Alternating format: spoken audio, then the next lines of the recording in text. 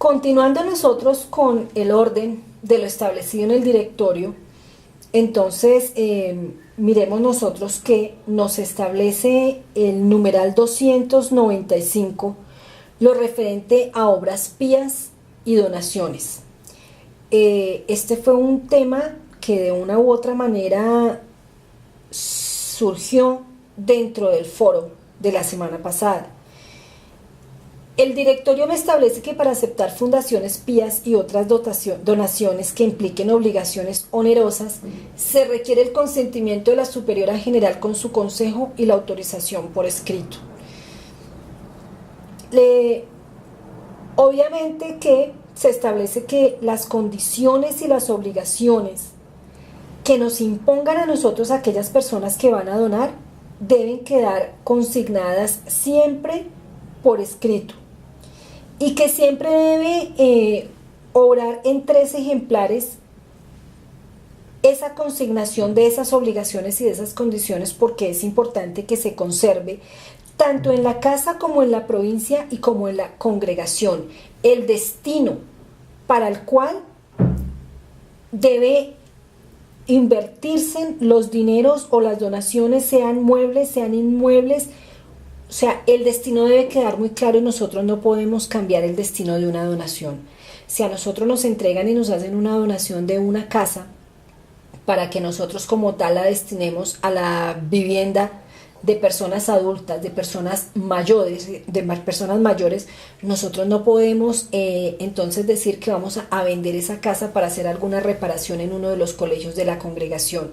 Es decir, no se está cumpliendo con el fin para el cual nos fue entregada esa donación. Como tal, es importante que nosotros tengamos en cuenta que deben observarse las normas canónicas y civiles, así como lo impuesto por el donante, como por las mismas autoridades civiles y eclesiásticas, y pues obviamente que ante todo debemos tener en cuenta y debemos mirar nosotros la conveniencia para la comunidad y la congregación en general. A veces es mejor en algunos casos que nosotros con toda la tranquilidad del caso podamos llegar a decir no aceptamos esa donación. Hay donaciones que en vez de beneficios traen demasiados inconvenientes a la congregación. ¿Por qué? Porque nosotros no podemos cumplir con los fines que nos han sido entregados algunos inmuebles. De pronto nos dicen a nosotros que nos entregan un inmueble para que allá funcione un orfanato. Pero primero que todo tenemos que mirar, ¿es viable para la congregación?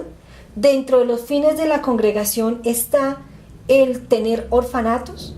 Entonces, por eso siempre tenemos que analizarlo, mirarlo bien, con los consejos, contando con la superiora, los conductos regulares, porque son decisiones que no afectan solamente a una casa, son decisiones que afectan como tal a la congregación. Aquí en el directorio tenemos nosotros a manera de conclusión, que sí textualmente quiero leer los numerales 299 y 300, haciendo pues relevancia a que me establece que dice así: el presente directorio, inspirado en las constituciones y en la tradición de la congregación, nos da normas básicas con las que podemos expresar en la práctica nuestra fidelidad a la vocación. Entonces vean que nosotros siempre en los actos de administración tenemos de dónde asesorarnos. Cualquier duda, acudamos al directorio, acudamos a las constituciones, acudamos a la normativa eclesiástica.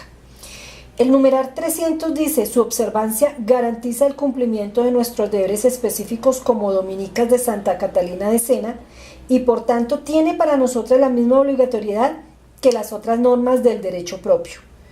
Aquí estamos dando nosotros el reconocimiento como tal de nuestra normativa y de esa normativa que se ha dictado desde el momento en que se constituyó como tal la Congregación de Dominicas de Santa Catalina de Sena, porque pues nosotros debemos saber que como personas jurídicas siempre debemos contar con unas directrices, siempre tenemos unos estatutos, siempre tenemos unas normas por las cuales regirnos. Y de hecho, ser conscientes y ver nosotros que las constituciones y los directorios poco a poco se van renovando y se han ido renovando de acuerdo a la normativa y a las necesidades y de los pasos y las transiciones por las cuales ha pasado la congregación. Pienso que con estos aspectos nosotros ya tenemos suficientes elementos, ya tenemos nosotros cómo pensar en que nuestras administraciones día por día van a mejorar, que la calidad del trabajo cada vez va a estar más aterrizado y va a estar más ajustado a las exigencias del momento. Anteriormente nosotros en algunos momentos hablábamos que la formación que recibieron las hermanas no era una formación para ser administradoras. La realidad del momento nos ha venido exigiendo que tenemos que prepararnos, que tenemos que aprender. Creo que se han contado con muchísimos elementos, creo que llevamos 2 años de trabajo fuerte en este tipo de capacitaciones, en tratar de fortalecerlas, pero además de fortalecerlas, de darles una mano, de estar en todo momento ahí, al frente, tratando de asesorarles, tratando de darles los mejores elementos, tratando de hacer un trabajo constructivo, enriquecedor, en beneficio de toda la congregación. A manera de conclusiones, porque ya pues estamos dando el cierre definitivo a este tema de la administración, yo siento que como conclusiones debemos tener en cuenta nosotros que debemos acatar los principios generales de la administración económica dados por la congregación. Y esos principios son muy claros, los tenemos tanto en el directorio como en las constituciones. También pienso que es importante que nosotros tengamos en cuenta que por ser un instituto religioso de derecho pontificio, debemos acatar la normativa de las personas jurídicas eclesiásticas, tal como lo establece el Código de Derecho Canónico. Otro aspecto importante a manera de conclusión es que debemos acatar la potestad que tienen las conferencias episcopales de fijar los límites y cuantías para actos de administración y que debemos solicitar los permisos respectivos en los casos que sea necesario. Otro aspecto fundamental dentro de lo que debemos nosotros concluir es que siempre debemos consultar los actos de administración con los consejos, las superioras mayores, las superioras provinciales.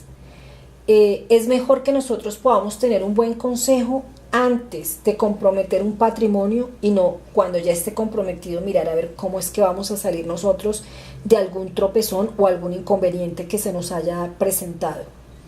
Importantísimo también la concientización de la responsabilidad que tenemos en el manejo de dineros y en general de lo que es el patrimonio que nos entregan a nosotros, porque del buen o mal manejo está la afectación de la congregación.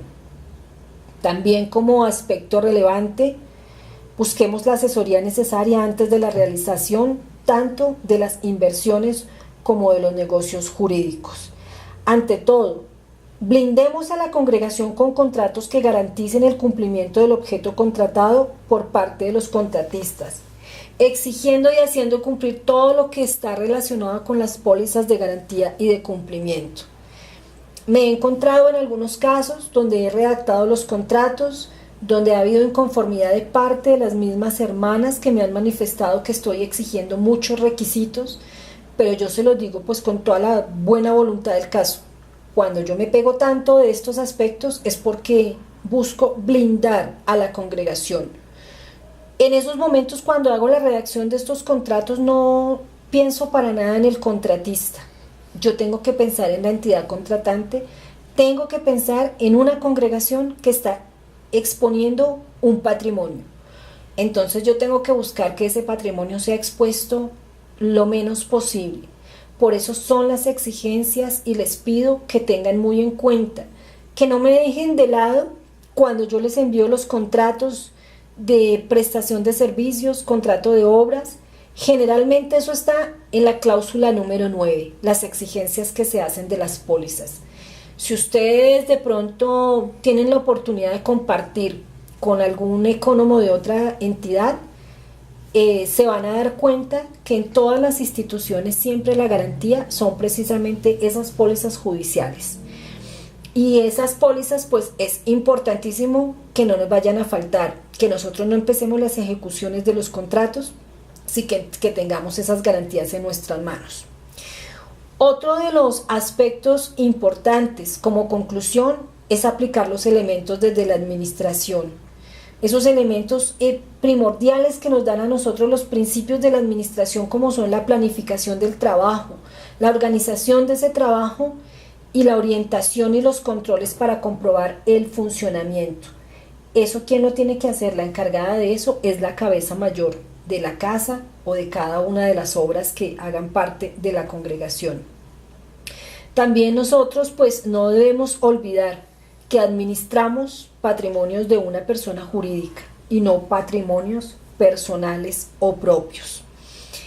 Y finalmente, pues recordar esos principios que nosotros analizamos en el primer encuentro, que son los de los aportes que hizo el señor Henry Fayol, donde nos establece a nosotros que son 14 principios, y esos principios son fundamentales si nosotros los aplicamos correctamente. Si nosotros de un poco nos pegamos de la mano de estos principios, nuestras administraciones van a ser impecables.